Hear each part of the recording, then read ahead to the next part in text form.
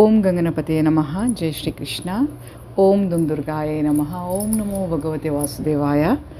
ಎಲ್ಲರಿಗೂ ನಮಸ್ಕಾರ. ಇಂದಿನ ಈ ವಿಡಿಯೋದಲ್ಲಿ ನಾವು ಭಗವದ್ಗೀತೆಯ ಅಧ್ಯಾಯ 16 ದೈವಿ ಹಾಗೂ ಆಸುರಿ ಸ್ವಭಾವ ಈ ವಿಷಯದ ಬಗ್ಗೆ ಶ್ಲೋಕ 11ರಿಂದ ವಿಷಯಗಳನ್ನು ಮಾಹಿತಿಯನ್ನು ಕಲೆಕ್ಟ್ ಮಾಡಲಿಕ್ಕಿದ್ದೇವೆ. ಮೊದಲಿಗೆ ಶ್ಲೋಕ 11, 12.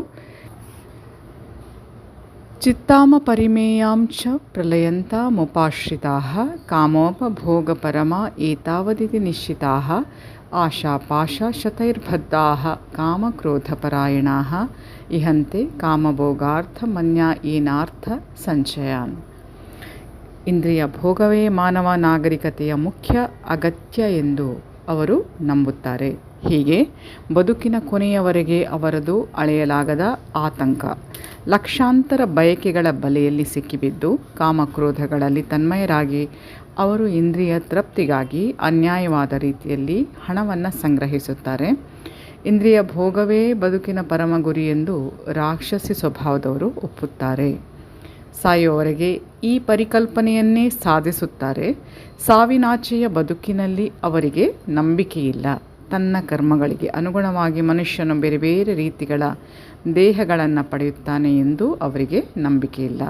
ಅವರ ಬದುಕಿನ ಯೋಜನೆಗಳು ಮುಗಿಯುವುದೇ ಇಲ್ಲ. ಅವರು ಯೋಜನೆಯಾದ ಮೇಲೆ ಯೋಜನೆಯನ್ನು ಸಿದ್ಧಗೊಳಿಸುತ್ತಾ ಹೋಗುತ್ತಾರೆ. ಅವುಗಳಿಗೆ ಮುಕ್ತಾಯವೇ ಇಲ್ಲ. ಇಂತಹ ಆಸುರಿ ಸ್ವಭಾವದ ಒಬ್ಬ ವ್ಯಕ್ತಿಯ ವೈಯಕ್ತಿಕ ಅನುಭವ ನಮಗಿದೆ. ಇನ್ನೇನು ಸಾಯುವಾಗಲೂ ಅವನ ಯೋಜನೆಗಳು ಮುಗಿದಿಲ್ಲ. ಆದದ್ದರಿಂದ ತನ್ನ ಆಯಸ್ಸನ್ನು ಇನ್ನೂ ಸ್ವಲ್ಪ ವರ್ಷಗಳ ಕಾಲ ಹೆಚ್ಚಿಸಬೇಕೆಂದು ವೈದ್ಯರನ್ನು ಬೇಡಿಕೊಳ್ಳುತ್ತಿದ್ದ.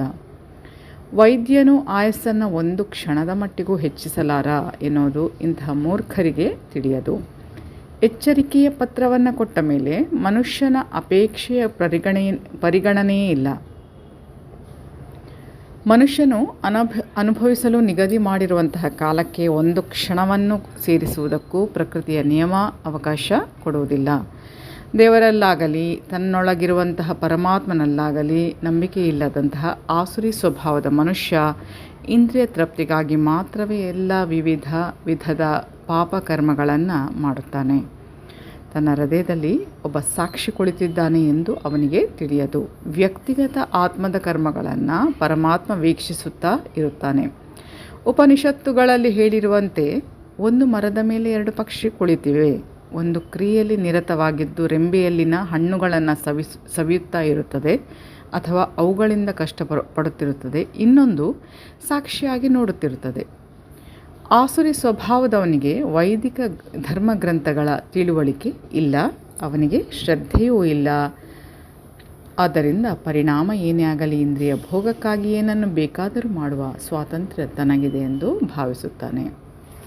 ಶ್ಲೋಕ 13ರಿಂದ 15ರವರೆಗೆ. ಇದಮಧ್ಯಮಯ ಲಬ್ಧಮಿಮಂ ಪ್ರಾಪ್ಸೆ ಮನೋರಥಂ ಇದಮಸ್ತಿದಮಪಿ ಮೇ ಭವಿಷ್ಯತಿ ಪುನರ್ಧನಂ ಅಸೌ ಮಯಾ ಹತಃ ಶತ್ರುರ್ಹನಿಷ್ಯೆ ಚಾಪರಾನಪಿ ಈಶ್ವರೋ ಅಹಮಹಂ ಭೋಗಿ ಸಿದ್ಧೋ ಅಹಂ ಬಲವಾನ್ ಸುಖಿ ಆಡ್ಯೋ ಅಭಿಜನವಾನಸ್ಮಿ ಕೋ ಅನ್ಯೋ ಅಸ್ಮಿ ಸದೃಶೋ ಮಯಾ ಯಕ್ಷ್ಯೆ ದಾಸ್ಯಾಮಿ ಮೋದಿಷ್ಯ ಇತ್ಯಜ್ಞಾನ ವಿಮೋಹಿತಾಃ. ಆಸುರಿ ಸ್ವಭಾವದವನು ಈ ರೀತಿ ಆಲೋಚನೆ ಮಾಡುತ್ತಾನೆ. ನನಗೆ ಇವತ್ತು ಇಷ್ಟು ಸಂಪತ್ತಿದೆ ಮತ್ತು ನನ್ನ ಯೋಜನೆಗಳಿಗೆ ಅನುಗುಣವಾಗಿ ಇನ್ನೂ ಹೆಚ್ಚಾಗಿ ಸಂಪಾದಿಸುತ್ತೇನೆ. ಈಗ ನನ್ನದು ಇಷ್ಟಿದೆ, ಮುಂದೆ ಇನ್ನೂ ಹೆಚ್ಚಾಗುತ್ತಾ ಹೋಗುತ್ತದೆ. ಅವನು ನನ್ನ ಶತ್ರು, ಅವನನ್ನು ನಾನು ಕೊಂದಿದ್ದೇನೆ. ನನ್ನ ಇತರ ಶತ್ರುಗಳು ಕೊಲ್ಲಲ್ಪಡುವರು.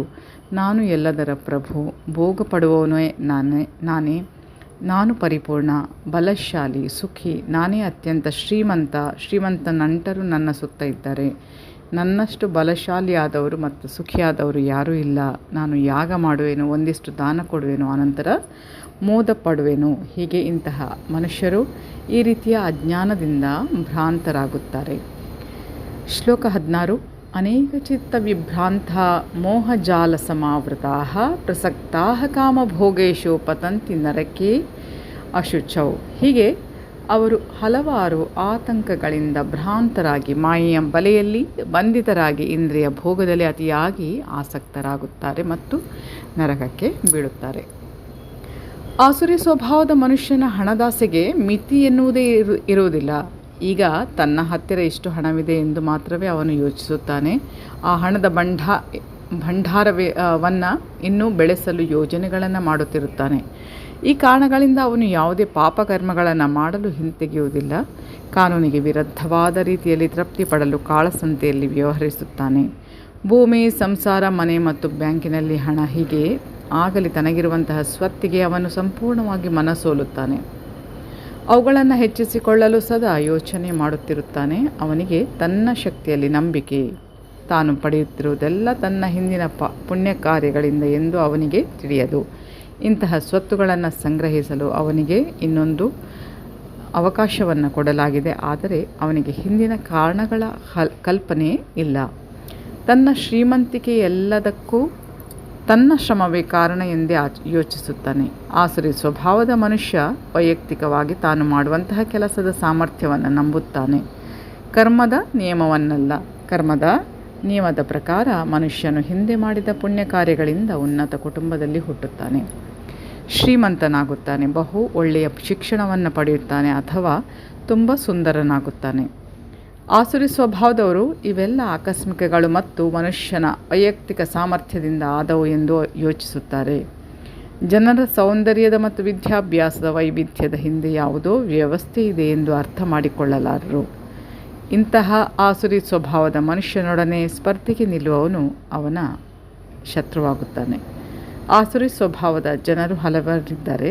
ಅವರಲ್ಲಿ ಪ್ರತಿಯೊಬ್ಬನು ಇತರರಿಗೆ ಶತ್ರು.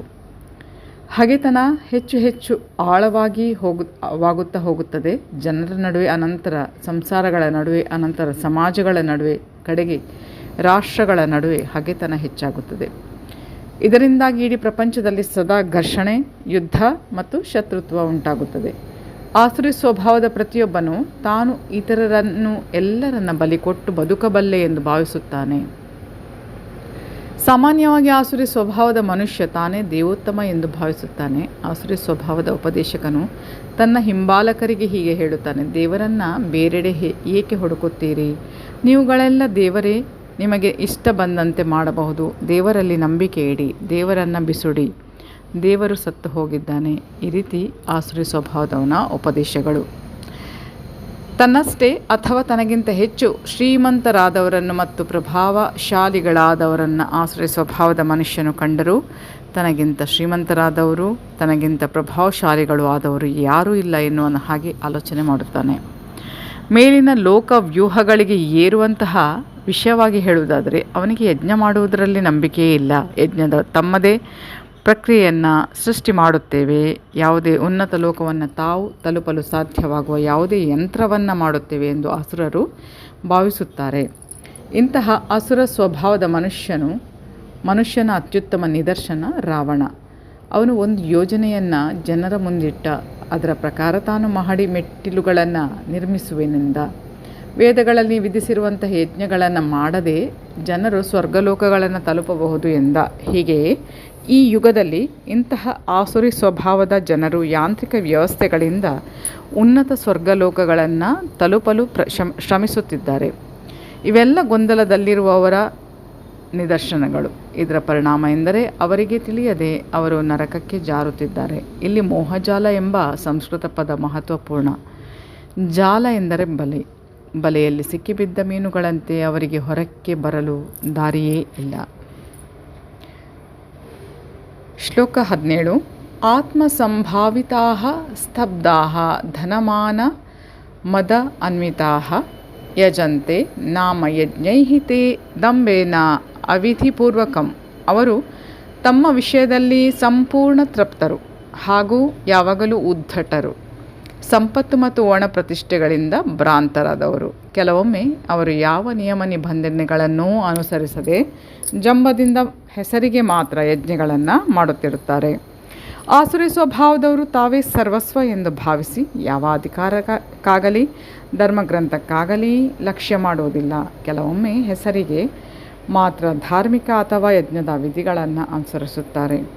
ಅವರಿಗೆ ಯಾರ ಅಧಿಕಾರದಲ್ಲಿಯೂ ನಂಬಿಕೆ ಇಲ್ಲದಿರುವುದರಿಂದ ಬಹು ಉದ್ದಟರಾಗಿರುತ್ತಾರೆ. ಒಂದಿಷ್ಟು ಹಣವನ್ನು, ಸುಳ್ಳು ಪ್ರತಿಷ್ಠೆಯನ್ನು ಸಂಪಾದಿಸುವುದರಿಂದ ಆಗುವಂತಹ ಭ್ರಾಂತಿ ಇದಕ್ಕೆ ಕಾರಣ.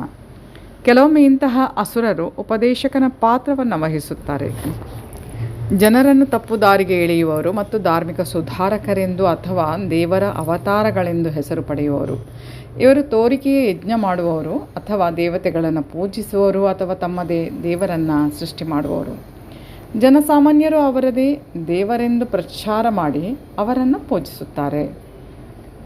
ಅವರು ಧಾರ್ಮಿಕ ತತ್ವಗಳಲ್ಲಿ ಅಥವಾ ಆಧ್ಯಾತ್ಮಿಕ ತತ್ವಗಳಲ್ಲಿ ಮುಂದುವರಿದಿದ್ದಾರೆ ಎಂದು ಮೂರ್ಖರು ಭಾವಿಸುತ್ತಾರೆ. ಇವರು ಸನ್ಯಾಸಿಗಳ ವೇಷ ಧರಿಸಿ ಈ ವೇಷದಲ್ಲಿ ಅಸಂಬದ್ಧವಾಗಿ ನಡೆದುಕೊಳ್ಳುತ್ತಾರೆ. ವಾಸ್ತವವಾಗಿ ಸನ್ಯಾಸಿಗಳು ಹಲವಾರು ಕಟ್ಟುಪಾಡುಗಳನ್ನು ಅನುಸರಿಸಬೇಕು, ಆದರೆ ಅಸುರರು ಇಂತಹ ಕಟ್ಟುಪಾಡುಗಳಿಗೆ ಲಕ್ಷ್ಯ ಮಾಡುವುದಿಲ್ಲ. ಮನುಷ್ಯನು ಯಾವ ದಾರಿಯನ್ನು ಮಾಡಿಕೊಂಡರೆ ಅದೇ ಅವನ ದಾರಿಯಾಗುತ್ತದೆ. ಮನುಷ್ಯನು ಅನುಸರಿಸಲೇಬೇಕಾದ ಪ್ರಮಾಣವಾದ ಮಾರ್ಗ ಇಲ್ಲ ಎಂದು ಅವರು ಭಾವಿಸುತ್ತಾರೆ. ಅವಿಧಿಪೂರ್ವಕಂ ಎಂದರೆ ನಿಯಮ ನಿಬಂಧನೆಗಳನ್ನು ಅಲಕ್ಷ್ಯ ಮಾಡುವುದು. ಇದನ್ನು ಇಲ್ಲಿ ವಿಶೇಷವಾಗಿ ಒತ್ತಿ ಹೇಳಿದೆ. ಇವೆಲ್ಲಕ್ಕೂ ಅಜ್ಞಾನ ಮತ್ತು ಮಾಯೆ ಕಾರಣ ಎಂದು ಹೇಳಲಾಗಿದೆ. ಶ್ಲೋಕ 18. ಅಹಂಕಾರಂ ಬಲಂ ದರ್ಪಂ ಕಾಮಂ ಕ್ರೋಧಂ ಚ ಸಂಶ್ರಿತಾಃ ಮಾಂ ಆತ್ಮಪರದೇಹೇಷು ಪ್ರದ್ವಿಷಂತಹ ಅಭ್ಯಸೂಯಕಾಃ. ಅಹಂಕಾರ, ಬಲ, ದರ್ಪ, ಕಾಮ, ಕ್ರೋಧ ಅಸುರರು ಇವುಗಳಿಂದ ದಿಗ್ಭ್ರಾಂತರಾಗುತ್ತಾರೆ. ಅವರ ದೇಹಗಳಲ್ಲಿ ಮತ್ತು ಇತರ ದೇಹಗಳಲ್ಲಿ ಇರುವಂತಹ ದೇವೋತ್ತಮ ಪರಮ ಪುರುಷನನ್ನು ದ್ವೇಷಿಸಿ ನಿಜವಾದ ಧರ್ಮವನ್ನು ಹಳಿದು ಮಾತನಾಡುತ್ತಾರೆ. ಆಸುರಿ ಸ್ವಭಾವದ ಮನುಷ್ಯ ಯಾವಾಗಲೂ ದೇವರ ಪರಮಾಧಿಕಾರದ ವಿರುದ್ಧವಾಗಿರುತ್ತಾನೆ. ಧರ್ಮಗ್ರಂಥಗಳನ್ನು ನಂಬಲು ಅವನು ಇಷ್ಟಪಡುವುದಿಲ್ಲ. ಧರ್ಮಗ್ರಂಥಗಳ ವಿಷಯದಲ್ಲಿ ಮತ್ತು ದೇವೋತ್ತಮ ಪರಮಪುರುಷನ ಇರುವಿಕೆಯಲ್ಲಿ ಅವನಿಗೆ ಅಸೂಯೆ. ಇದಕ್ಕೆ ಕಾರಣ ಅವನ ನಾಮಮಾತ್ರ ಪ್ರತಿಷ್ಠೆ ಮತ್ತು ಆಸ್ತಿ ಮತ್ತು ಬಲಗಳ ಗಳಿಕೆ. ಈ ಬಾಳು ಮುಂದಿನ ಬಾಳಿಗೆ ಸಿದ್ಧತೆ ಎಂದು ಅವನಿಗೆ ತಿಳಿಯದು. ಇದು ತಿಳಿಯದಿರುವುದರಿಂದ ಅವನು ತನ್ನ ವಿಷಯದಲ್ಲಿಯೂ ಇತರರ ವಿಷಯದಲ್ಲಿಯೂ ಅಸೂಯೆ ಪಡುತ್ತಾನೆ. ಇತರರ ದೇಹಗಳಿಗೂ ತನ್ನ ದೇಹಕ್ಕೂ ಹಿಂಸೆ ಮಾಡುತ್ತಾನೆ. ಅವನಿಗೆ ಜ್ಞಾನವಿಲ್ಲದೆ ಇರುವುದರಿಂದ ದೇವೋತ್ತಮ ಪುರುಷನ ಪರಮಾಧಿಕಾರಕ್ಕೆ ಲಕ್ಷ್ಯ ಮಾಡುವುದಿಲ್ಲ. ಧರ್ಮಗ್ರಂಥಗಳ ಮತ್ತು ದೇವೋತ್ತಮ ಪರಮಪುರುಷನ ವಿಷಯದಲ್ಲಿ ಅವನಿಗೆ ಅಸೂಯೆ. ಆದ್ದರಿಂದ ಅವನು ದೇವರ ಅಸ್ತಿತ್ವದ ವಿರುದ್ಧ ಹುಸಿವಾದಗಳನ್ನು ಮಾಡುತ್ತಾನೆ ಮತ್ತು ಧರ್ಮಗ್ರಂಥಗಳ ಅಧಿಕಾರವನ್ನು ನಿರಾಕರಿಸುತ್ತಾನೆ. ಪ್ರತಿಯೊಂದು ಕಾರ್ಯದಲ್ಲಿಯೂ ತಾನು ಸ್ವತಂತ್ರ ಮತ್ತು ಬಲಶಾಲಿ ಎಂದು ಭಾವಿಸುತ್ತಾನೆ. ಬಲ, ಅಧಿಕಾರ ಅಥವಾ ಶ್ರೀಮಂತಿಕೆಯಲ್ಲಿ ಯಾರೂ ತನ್ನ ಸಮಾನರಿಲ್ಲ. ಆದ್ದರಿಂದ ತಾನು ಏನನ್ನಾದರೂ ಮಾಡಬಹುದು, ಯಾರೂ ತನ್ನನ್ನು ತಡೆಯಲು ಸಾಧ್ಯ ಇಲ್ಲ ಎಂದು ಭಾವಿಸುತ್ತಾನೆ. ತನ್ನ ಇಂದ್ರಿಯ ಕರ್ಮಗಳ ಪ್ರಗತಿಯನ್ನು ತಡೆಯಬಲ್ಲಂತಹ ಶತ್ರು ಯಾರಾದರೂ ಇದ್ದರೆ ತನ್ನ ಶಕ್ತಿಯಿಂದಲೇ ಅವರನ್ನು ಕೊಚ್ಚಿ ಹಾಕಲು ಹಂಚಿಕೆಗಳನ್ನು ಮಾಡುತ್ತಾನೆ. ಶ್ಲೋಕ 19. ತಾನ್ ಅಹಂ ದಿಶತಃ ಕ್ರೂರಾನ್ ಸಂಸಾರೇಷು ನರ ಅಧಮಾನ್ ಕ್ಷಿಪಾಮಿ ಅಜಸ್ರಂ ಅಶುಭಾನ್ ಅಸುರೇಷು ಇವ ಯೋನಿಷು. ಅಸೂಯಾಪರರು, ಕ್ರೂರರು, ನರಾಧಮರು ಆದವರನ್ನು ನಾನು ನಿರಂತರವಾಗಿ ಐಹಿಕ ಅಸ್ತಿತ್ವದ ಸಾಗರಕ್ಕೆ ನೂಕುತ್ತೇನೆ. ಹಲವಾರು ಆಸುರಿ ಜೀವ ವರ್ಗಗಳಿಗೆ ತಳ್ಳುತ್ತೇನೆ. ಒಂದು ನಿರ್ದಿಷ್ಟ ಆತ್ಮವನ್ನು ಒಂದು ನಿರ್ದಿಷ್ಟ ದೇಹದಲ್ಲಿ ಇಡುವುದು ಪರಮ ಸಂಕಲ್ಪದ ಪ್ರಶ್ನಾತೀತ ಹಕ್ಕು ಎಂದು ಈ ಶ್ಲೋಕದಲ್ಲಿ ಸ್ಪಷ್ಟವಾಗಿ ಸೂಚಿಸಲಾಗಿದೆ. ಆಸುರಿ ಮನುಷ್ಯನು ಪ್ರಭುವಿನ ಪರಮಾಧಿಕಾರವನ್ನು ಒಪ್ಪಿಕೊಳ್ಳದೆ ಹೋಗಬಹುದು. ಅವನ ಮನಸ್ಸೋ ಇಚ್ಛೆ ವರ್ತಿಸುತ್ತಾನೆಂಬುದು ನಿಜವಾದುದು. ಆದರೆ ಅವನ ಮುಂದಿನ ಜನ್ಮ ಅವನನ್ನು ಅವಲಂಬಿಸಿಲ್ಲ. ದೇವೋತ್ತಮ ಪರಮಪುರುಷನ ತೀರ್ಮಾನವನ್ನು ಅವಲಂಬಿಸಿದೆ. ವ್ಯಕ್ತಿಗತ ಆತ್ಮವನ್ನು ಸಾವಿನ ನಂತರ ಒಬ್ಬ ತಾಯಿಯ ಗರ್ಭದಲ್ಲಿ ಇಡಲಾಗುತ್ತದೆ. ಅಲ್ಲಿ ಪರಮ ಶಕ್ತಿಯ ಮೇಲ್ವಿಚಾರಣೆಯಲ್ಲಿ ಅದಕ್ಕೆ ಒಂದು ನಿರ್ದಿಷ್ಟ ಬಗೆಯ ದೇಹ ಲಭ್ಯವಾಗುತ್ತದೆ ಎಂದು ಶ್ರೀಮದ್ ಭಾಗವತದ 3ನೇ ಸ್ಕಂದದಲ್ಲಿ ಹೇಳಲಾಗಿದೆ. ಆದ್ದರಿಂದ ನಾವು ಐಹಿಕ ಅಸ್ತಿತ್ವದಲ್ಲಿ ಪ್ರಾಣಿಗಳು, ಕೀಟಗಳು, ಮನುಷ್ಯರು ಮೊದಲಾದ ಅನೇಕ ಬಗೆಯ ಜೀವವರ್ಗಗಳನ್ನು ಕಾಣುತ್ತೇವೆ. ಎಲ್ಲವನ್ನು ಮೇಲಿನ ಸ್ಥಾನದ ಶಕ್ತಿ ವ್ಯವಸ್ಥೆ ಮಾಡುತ್ತದೆ. ಅವೆಲ್ಲ ಆಕಸ್ಮಿಕ ಅಲ್ಲ. ಅಸುರಿ ಪ್ರಕೃತಿಯವರನ್ನು ನಿರಂತರವಾಗಿ ರಾಕ್ಷಸರ ಗರ್ಭದಲ್ಲಿ ಇಡಲಾಗುತ್ತದೆ. ಹೀಗೆ ಅವರು ನರಾಧಮರಾಗಿ ಅಸೂಯಾಪರರಾಗಿ ಉಳಿಯುತ್ತಾರೆ ಎಂದು ಇಲ್ಲಿ ಸ್ಪಷ್ಟವಾಗಿ ಹೇಳಲಾಗಿದೆ. ಇಂತಹ ಆಸುರಿ ವರ್ಗದವರು ಯಾವಾಗಲೂ ಅತಿಕಾಮಿಗಳಾಗಿ, ಯಾವಾಗಲೂ ಹಿಂಸಾಪರರು, ಯಾವಾಗಲೂ ದ್ವೇಷ ಭರಿಸುವಂಥವರು, ಹಾಗೆ ಕೊಳಕರು ಆಗಿರುತ್ತಾರೆ ಎಂದು ಪರಿಗಣಿಸಲಾಗಿದೆ. ಕಾಡಿನ ಹಲವು ಬಗೆಗಳ ಬೇಟೆಗಾರರನ್ನು ಆಸುರಿ ಜೀವವರ್ಗಕ್ಕೆ ಸೇರಿದವರೆಂದು ಪರಿಗಣಿಸಲಾಗುತ್ತದೆ. ಶ್ಲೋಕ 20. ಆಸುರಿಂ ಯೋನಿಂ ಆಪನ್ನಾಹ ಮೂಢಾಹ ಜನ್ಮನಿ ಜನ್ಮನಿ ಮಾಂ ಅಪ್ರಾಪ್ಯ ಏವ ಕೌಂತೇಯ ತತಃ ಯಾಂತಿ ಅಧಮಾಂ ಗತಿಂ. ಕುಂತಿಯ ಮಗನಾದ ಅರ್ಜುನ, ಕೇಳು, ಆಸುರಿ ಜೀವವರ್ಗಗಳಲ್ಲಿ ಮತ್ತೆ ಮತ್ತೆ ಹುಟ್ಟುವ ಇಂತಹ ಜನರು ಎಂದೂ ನನ್ನ ಬಳಿಗೆ ಬರಲಾರರು. ಕ್ರಮೇಣ ಅವರು ಅಧಮಗತಿಗೆ ಇಳಿಯುತ್ತಾರೆ. ಭಗವಂತನು ಸರ್ವ ದಯಾಪರ ಎಂದು ಗೊತ್ತಿದೆ, ಆದರೆ ಆಸುರಿ ಸ್ವಭಾವದವರಿಗೆ ದೇವರು ಎಂದೂ ದಯೆ ತೋರಿಸುವುದಿಲ್ಲ ಎಂಬುದನ್ನು ಇಲ್ಲಿ ಕಾಣುತ್ತೇವೆ. ಈ ಮಾತನ್ನು ಇಲ್ಲಿ ಸ್ಪಷ್ಟವಾಗಿ ಹೇಳಲಾಗಿದೆ. ಜನ್ಮ ಜನ್ಮಾಂತರಗಳಲ್ಲಿಯೂ ಅವರಂತಹ ಅಸುರರ ಗರ್ಭದಲ್ಲಿಯೇ ಅವರನ್ನು ಇಡಲಾಗುವುದು. ಪರಮ ಪ್ರಭುವಿನ ಕರುಣೆಯನ್ನು ಪಡೆಯದೆ ಅವರು ಕೆಳಕ್ಕೆ ಹೋಗುವರು. ಕಡೆಗೆ ಬೆಕ್ಕು, ನಾಯಿ, ಹಂದಿಗಳ ಹಾಗೆ ಅವುಗಳ ಅಂತಹ ದೇಹಗಳನ್ನು ಅವರು ಪಡೆಯುತ್ತಾರೆ. ಮುಂದಿನ ಜನ್ಮದಲ್ಲಿ ಯಾವ ಘಟ್ಟದಲ್ಲಿಯೂ ಇಂತಹ ಅಸುರರಿಗೆ ಭಗವಂತನ ದಯೆ ದೊರಕುವ ಸಾಧ್ಯತೆ ಇಲ್ಲ ಎಂದು ಇಲ್ಲಿ ಸ್ಪಷ್ಟವಾಗಿ ಹೇಳಲಾಗಿದೆ. ವೇದದಲ್ಲಿಯೂ ಇಂತಹ ಜನರು ನಾಯಿ, ಹಂದಿ ಆಗುವಂತಹ ದುರ್ಗತಿಗೆ ಬರುತ್ತಾರೆ ಎಂದು ಹೇಳಲಾಗಿದೆ.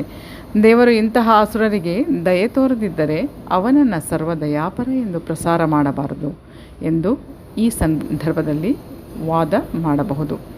ಈ ಪ್ರಶ್ನೆಗೆ ಉತ್ತರವಾಗಿ ಪರಮಪ್ರಭು ಯಾರನ್ನು ದ್ವೇಷಿಸುವುದಿಲ್ಲ ಎನ್ನುವುದನ್ನು ವೇದಾಂತ ಸೂತ್ರದಲ್ಲಿ ಕಾಣುತ್ತೇವೆ. ಅಸುರರನ್ನು ಬದುಕಿನ ಅತ್ಯಂತ ಹೀನ ಸ್ಥಿತಿಯಲ್ಲಿ ಇಡುವುದು ಸಹ ಅವನ ದಯೆಯ ಒಂದು ಲಕ್ಷಣ. ಕೆಲವೊಮ್ಮೆ ಪರಮಪ್ರಭು ಅಸುರರನ್ನು ಕೊಲ್ಲುತ್ತಾನೆ. ಹೀಗೆ ಕೊಲ್ಲುವುದು ಅವರ ಒಳಿತಿಗೆ, ಏಕೆಂದರೆ ಪರಮಪ್ರಭು ಯಾರನ್ನು ಕೊಂದರೆ ಅವರಿಗೆ ಮುಕ್ತಿ ದೊರೆಯುತ್ತದೆ ಎಂದು ವೈದಿಕ ಸಾಹಿತ್ಯದಲ್ಲಿ ಕಾಣುತ್ತೇವೆ. ರಾವಣ, ಕಂಸ, ಹಿರಣ್ಯಕಶಿಪು ಮೊದಲಾದ ಅಸುರರನ್ನು ಕೊಲ್ಲುವುದಕ್ಕಾಗಿ ಭಗವಂತ ವಿವಿಧ ಅವತಾರಗಳನ್ನು ತಾಳಿದ ಎಂದು ಇತಿಹಾಸದಲ್ಲಿ ನಿದರ್ಶನಗಳನ್ನು ಕಾಣುತ್ತೇವೆ. ಆದ್ದರಿಂದ ಭಗವಂತನಿಂದ ಹತರಾಗುವಂತಹ ಅದೃಷ್ಟ ಇರುವಂತಹ ಅಸುರರಿಗೆ ಭಗವಂತ ದಯೆ ತೋರುತ್ತಾನೆ. ಮೈ ಡಿಯರ್ ಫ್ರೆಂಡ್ಸ್, ಮುಂದಿನ ಶ್ಲೋಕಗಳನ್ನು ಮುಂದಿನ ವಿಡಿಯೋದ ಮೂಲಕ ತಮ್ಮ ಮುಂದಿಡ್ತೇನೆ. ಅಲ್ಲಿಯವರೆಗೆ ಧನ್ಯವಾದಗಳು. Please take care. Have a good day. ಜೈ ಶ್ರೀ ಶಕ್ತಿ, ಜೈ ಮಾ ಕಾಳಿ, ಜೈ ಶ್ರೀಕೃಷ್ಣ. ಶ್ರೀಕೃಷ್ಣ ಅರ್ಪಣಮಸ್ತು. Thank you.